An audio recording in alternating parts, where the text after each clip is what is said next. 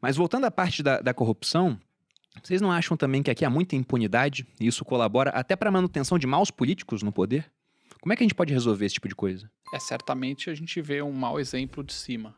Preso no Brasil tende a ser pobre, geralmente negro, condenações do STF definitivas, desconheço o que teve de condenação nos últimos 30 anos. Que voltou atrás depois, Raríssimo. não tem. Se o cara tiver O cara tá na dinheiro e influência, não vai preso no Brasil, né? Que é a tal da pauta lá que a gente luta, por exemplo, da prisão após a condenação e segunda instância.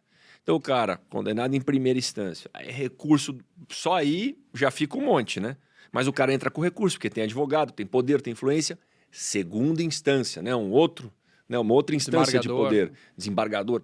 Pô, preso também, tá condenado.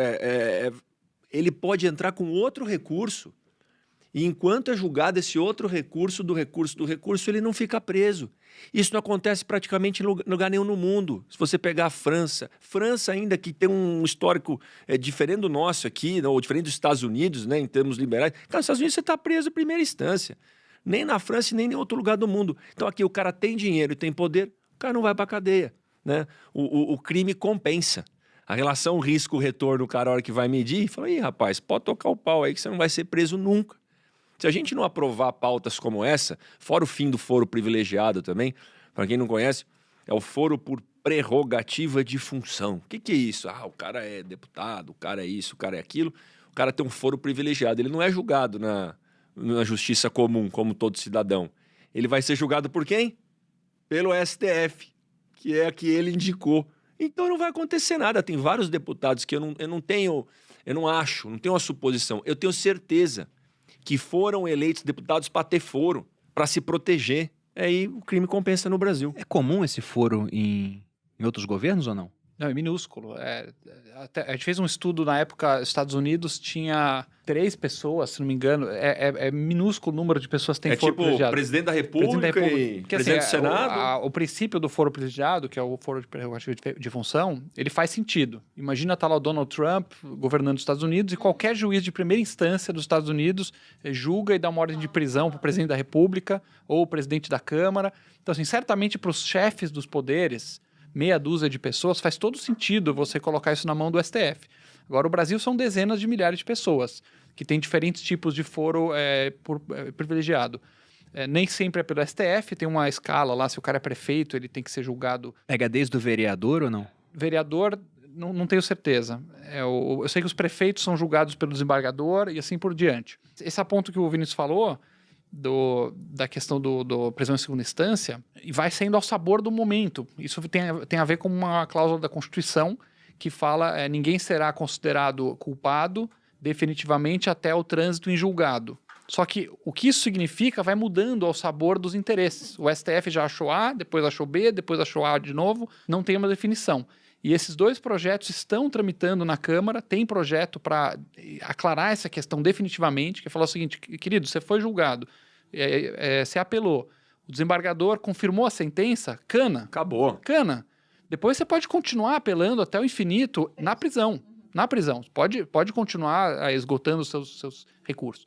Mas isso que a gente tem no Brasil é um absurdo. Agora, óbvio que isso aqui está tudo na mesa do presidente da Câmara e ele está sentado em cima. Não há interesse político em julgar nenhum dos dois. A redução do foro privilegiado e nem a prisão em segunda instância. Só para trazer os dados, Bruno, eu puxei aqui. Inglaterra, 0 pessoas têm foro privilegiado. 0 pessoas? Suécia, 1. Alemanha, 1. Provavelmente, né, O chefe de Estado. O chefe de Estado maior. China tem 2.987. O Brasil tem 45.300 pessoas com foro privilegiado. E aí tudo vai, como a Lê acabou de falar aqui. Quem que vota isso para acabar com o foro? Os caras que têm foro, os próprios políticos. E não vão acabar nunca. Enquanto a gente não trocar essa turma, eu falo que aquele congresso é tipo uma caixa d'água velha, cheia de lama. Sabe uma caixa d'água suja, daquela azulona? Botamos uma mangueirinha nela, assim, de água limpa, e ligou a torneira. Aí tá entrando água limpa e tá saindo. Rapaz, tem que aumentar o fluxo de água nela para limpar essa caixa d'água, senão não vai mudar nunca. Eu tô com um post aberto aqui, Alexandre, do ranking dos políticos, que é uma charge que vocês colocaram falando, Brasil, chance de você sair impune ou cometer um crime, 95%. Chance do seu negócio sobreviver por 5 anos, 40%. Nossa, que tristeza. Há algo muito errado com um país onde o crime compensa mais que o trabalho, né? E isso é pensando só em estatística de solução de crimes, né? Imagina você saber que há muita impunidade e que se você for pego, você ainda tem um foro privilegiado e talvez nada aconteça. E você tocou na parte empresarial, o Brasil tem um ambiente terrível para empreendedorismo, especialmente para os pequenos. Muita burocracia, muito imposto, regras trabalhistas super complexas, sempre tem alguma coisa que você acabou errando como empreendedor naquele calhamaço de regras tributárias. Nós fizemos uma compilação e desde a Constituição de 88, o Brasil já editou mais de 3 milhões de regras tributárias. Então é praticamente 5 regras a cada hora. Ou seja, imagina, de diferentes setores da economia, imagina um setor fiscal para poder acompanhar isso. Imagina se você é uma pequena empresa, você está preocupado, sei lá, uma pizzaria, em fazer sua pizza, entregar, pagar seus funcionários em dia. E aí tem uma burocracia gigante, um monte de minúcia que você não consegue nem imaginar. E o poder público continua cuspindo regras, algumas bem idiotas mesmo. Tivemos aí uma das câmaras dos vereadores que obrigou restaurantes a cobrar meia porção para quem fez cirurgia bariátrica. Então, esse tipo de minúcia, né? Se você fez cirurgia bariátrica, você tem que ir lá e você tem direito no quilo a pagar metade. No self-service, né? Pagar metade. Aí já começa a indústria de cirurgia falsa, que o cara pega um atestado, vai lá e aí já começa o pessoal a aumentar o preço porque tem os caras da cirurgia falsa. Então, esse jeitinho malandro brasileiro que a gente fala, muitas vezes é em função desse pântano de regras confusas e contraditórias que fazem com que as pessoas vão achando seus meios de escapar. É terrível. É a hipernomia, né? E o país da meia entrada no final. Achando que, nossa, se eu vou pagar meio, tá tranquilo. Alguém vai pagar mais, Tem então, por meia conta entrada. disso. Não tem meia Tem o Vai carro, botar. o carro de deficiente, por exemplo. Você tem uma... E toda lei começa com uma boa intenção. Não tem, Sim. sempre tem um burro com boa intenção por trás. O cara é o deficiente físico. Puxa, é uma situação difícil. Pô, vamos apoiar o deficiente físico? Como é que a gente faz? Vamos ajudar o cara a comprar carro mais barato. E aí tem o carro PCD, que é o carro voltado para deficiente físico, que tem isenção de imposto. Que é o mesmo carro, só que você não paga alguns impostos, IPI, etc. Metade do preço, quase. Você vai então. cobrar bem mais barato. E aí já começa toda uma indústria de carro PCD. Então o cara que tem esse direito, que às vezes pega um atestado aqui, perdeu às vezes um dedo, alguma coisa, todo ano troca de carro, já revende porque ele consegue comprar mais barato. A indústria o governo começa a perder a arrecadação, aumenta o imposto dos carros para os outros, para compensar o que perdeu no carro deficiente, e aí começa uma assim baita continua. confusão. Olha, só lembrei de uma frase aqui para falar da minha entrada também, mas falou que sempre tem uma solução ruim, né? Esse aqui é o Mencken, né?